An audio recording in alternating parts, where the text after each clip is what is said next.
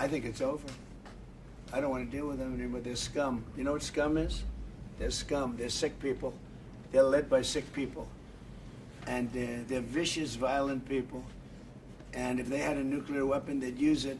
As far as I'm concerned, it's over. I'll speak to our negotiators. They want to negotiate. They're good people. Steve Witkoff, Jared Kushner. But they have to come back to me.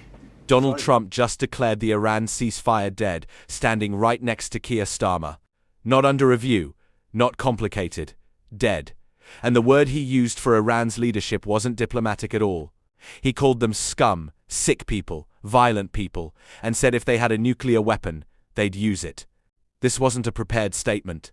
It was a press conference that started with praise for an ally and ended with Trump going completely off script. Before we get into it, drop a comment with where you're watching from, and hit like and subscribe so you don't miss the next breakdown. Here's what you need to know before you watch the clip.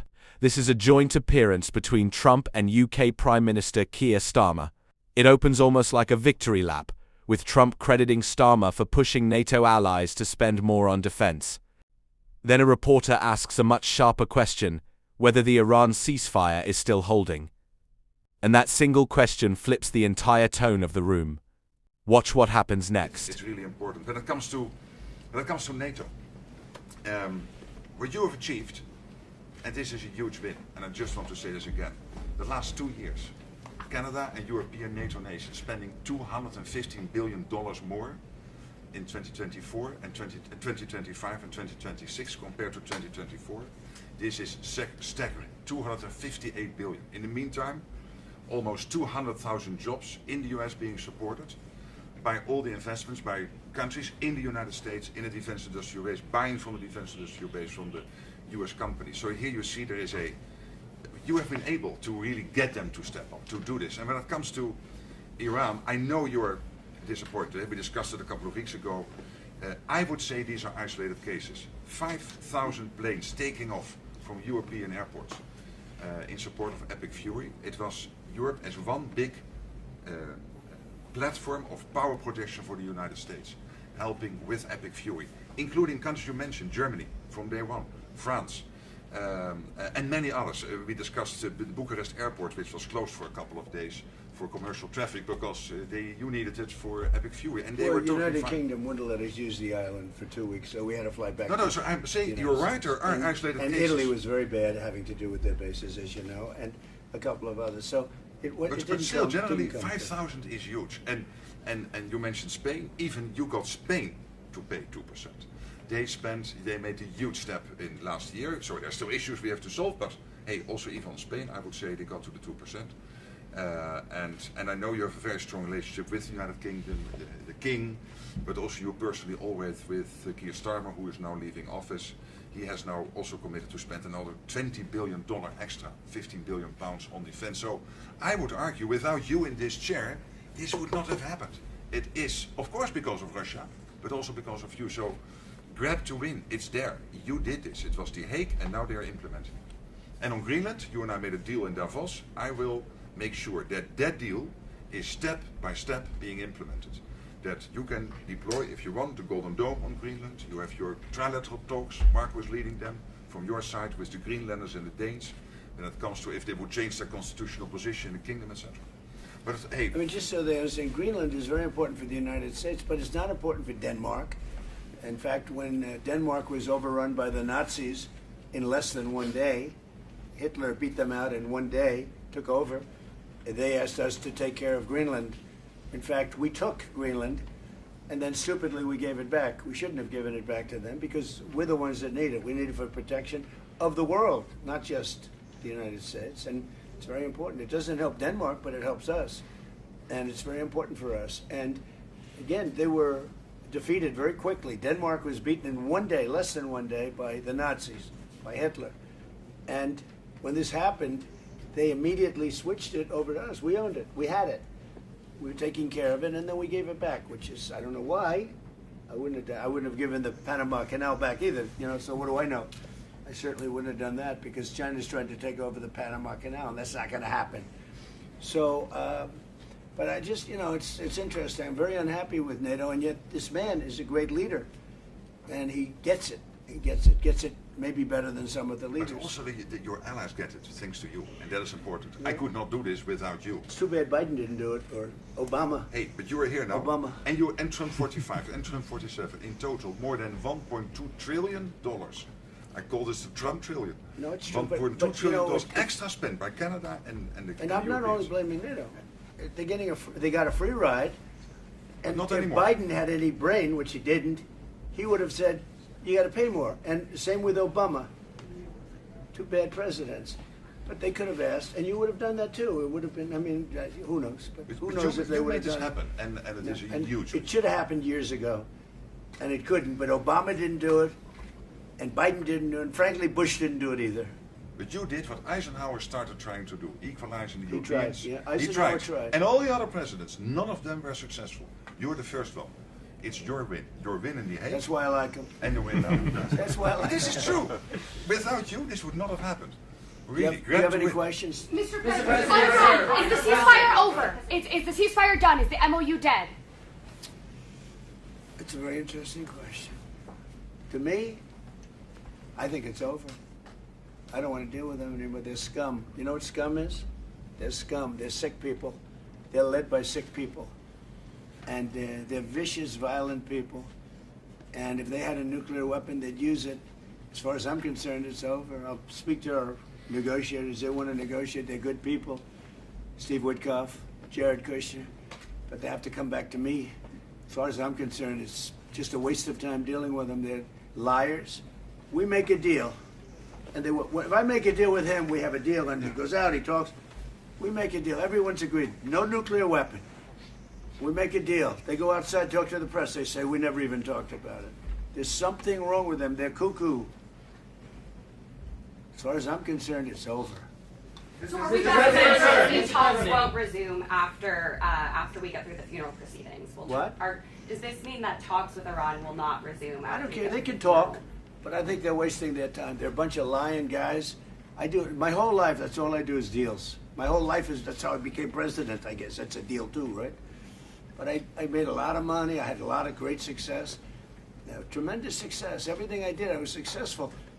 And I deal with these guys, and I say this is from a different school. They're liars. They're cheats. They're sick people.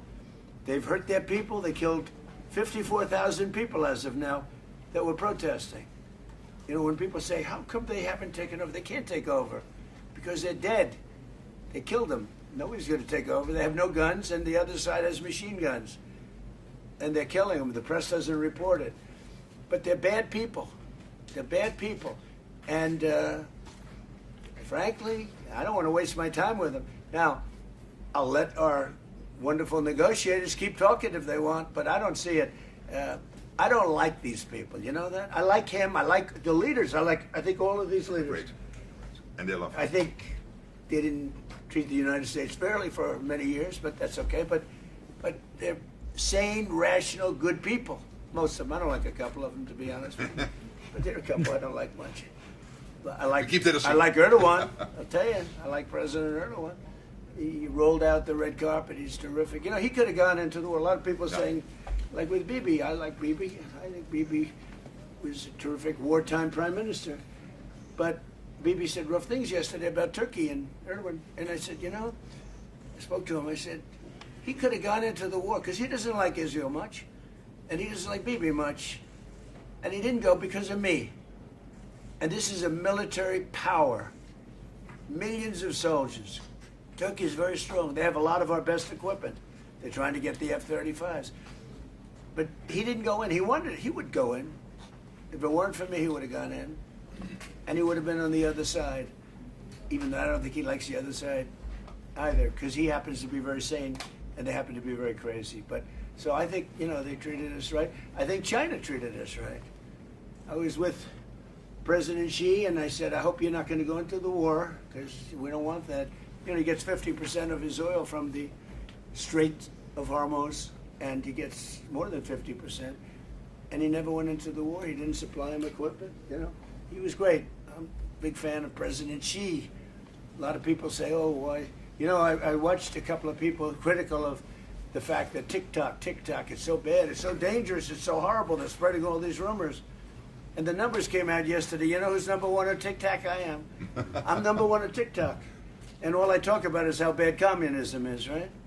They say, oh, it's terrible, they're spreading, but I'm number one. And I listen to Gordon Chang. I like Gordon Chang, but he's always like negative. Oh, China's so terrible, they're so terrible. And TikTok is so terrible. But I'm number one on TikTok. I have like 4 billion views or something like that. So I don't know. People have to get the priorities straight. We have had a really good day. We're going to have another good half a day. And then I'll see you later. We'll talk to you. Thank you. Okay, let's break down what we just heard because there's a lot packed into a few minutes. Before the Iran question even comes up, Trump spends several minutes praising Starmer directly, crediting him with getting Canada and European NATO members to increase defense spending by roughly $258 billion over 2 years, and tying that to nearly 200,000 American jobs in defense manufacturing. He goes as far as saying that without Starmer in office, this level of spending increase wouldn't have happened. That's notable. Trump publicly crediting a sitting UK Prime Minister, from a different political tradition than his usual allies, with a major diplomatic win, isn't something he does often. He also takes a shot at Biden and Obama for not pushing NATO members hard enough. Whether that's a completely fair read is debatable. NATO spending pledges go back well before Trump's second term. But the core claim that European defense spending has jumped significantly in the last 2 years does line up with what's being reported. Then comes the pivot. A reporter asks if the ceasefire is over, and Trump doesn't hedge at all. He says as far as he's concerned, it's finished. He calls Iran's leadership scum, sick, violent, and says they'd use a nuclear weapon if they had one. He accuses Iranian negotiators of agreeing to terms privately and denying them publicly the moment they leave the room. And he makes one very specific, very heavy claim that Iran's government killed 54,000 of its own protesters, and that the reason there's been no uprising is because the people who would have led one are dead. That number is worth sitting with for a second. It's a striking figure, and it's exactly what Trump said, but it's his claim in this moment, not something independently verified in this clip. Worth treating as an assertion until it's checked against outside reporting. Now here's the strongest counter-argument to what looks like Trump just torching the whole process. He specifically says his own negotiators, naming Steve Witkoff and Jared Kushner, are still free to keep talking if they want to. That's not someone slamming every door shut. That reads more like classic leverage, publicly declaring you're done, calling the other side liars, while quietly leaving the channel open. Negotiators use exactly this kind of walkaway posture all the time, and it doesn't necessarily mean diplomacy is actually finished behind closed doors. But here's why it still matters even if it is a tactic. Statements like this shape expectations for allies and for Iran's government about whether renewed diplomacy is even worth attempting. If people take it over at face value, that changes the calculus in the region, regardless of what's happening privately. It also lines up with something else Trump said in that same clip, crediting Turkey's Erdogan and China's Xi Jinping for staying out of the conflict, and claiming he personally kept Erdogan from entering on Iran's side. That's Trump laying out a version of this conflict where personal relationships, not formal diplomacy, are what kept it from spreading further. And then, almost as a final gut punch of tonal whiplash, he pivots to defending TikTok, pointing out he's reportedly the most followed account on the platform, and pushing back on critics who call it a security risk. Going from the Iran ceasefire may be dead to I'm actually really popular on TikTok in the space of a few minutes tells you something about how these press conferences actually work. There's no hard line between geopolitics and personal branding anymore. They blend together in real time, live, on camera. So where does that leave things? In one press conference, Trump publicly credits a foreign leader with a major NATO win, then declares the Iran ceasefire effectively dead using some of the harshest language he's used about Iran's government yet, while still leaving the door open for his own team to keep talking.